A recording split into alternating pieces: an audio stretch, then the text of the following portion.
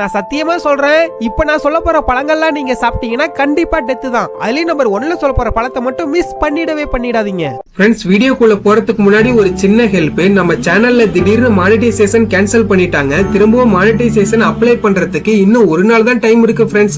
அதுக்குள்ள இந்த video 800k views தாண்டணும் friends. ஒருவேளை இந்த வீடியோ 800k வியூஸ் நாளைக்குள்ள தாண்டலனா இவ்வளவு நாள் கஷ்டப்பட்டு சம்பாதிச்ச 8,70,000 சப்ஸ்கிரைபர்ஸுமே வீணா போயிரும் ஃப்ரெண்ட்ஸ். நீங்க இந்த வீடியோக்கு ஒரு லைக் பண்ணிட்டு வீடியோ மட்டும் ஸ்கிப் பண்ணாம ஃபுல்லா பாருங்க ஃப்ரெண்ட்ஸ். அதுவே எனக்கு போதும். உங்களுக்கு டைம் இருந்தா நம்ம சேனல்ல இருக்க எல்லா வீடியோஸையுமே கிளிக் பண்ணி பாருங்க ஃப்ரெண்ட்ஸ். இந்த ஒரு உதவியை மட்டும் எனக்கு பண்ணுங்க ஃப்ரெண்ட்ஸ். Please please please.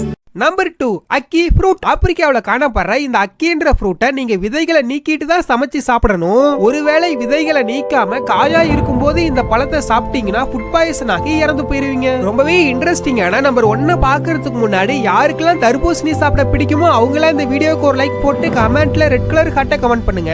இல்ல எனக்கு மாம்பழம் சாப்பிடதான் பிடிக்கும்னு சொல்றவங்க இந்த வீடியோக்கு ஒரு லைக் போட்டு கமெண்ட்ல ப்ளூ கலர் ஹார்ட்டை கமெண்ட் பண்ணுங்க. Number 1, you fruit. யூகேல விளையிற இந்த யூன்ற பழத்துல அளவு அதிகமான சத்துக்கள் இருக்கு.